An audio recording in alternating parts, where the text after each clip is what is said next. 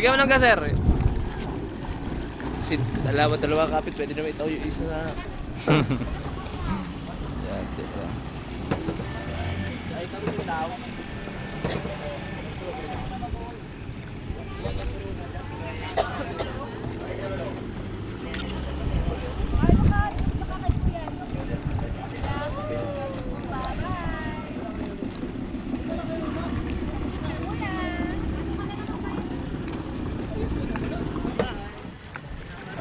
Ah, sige sir.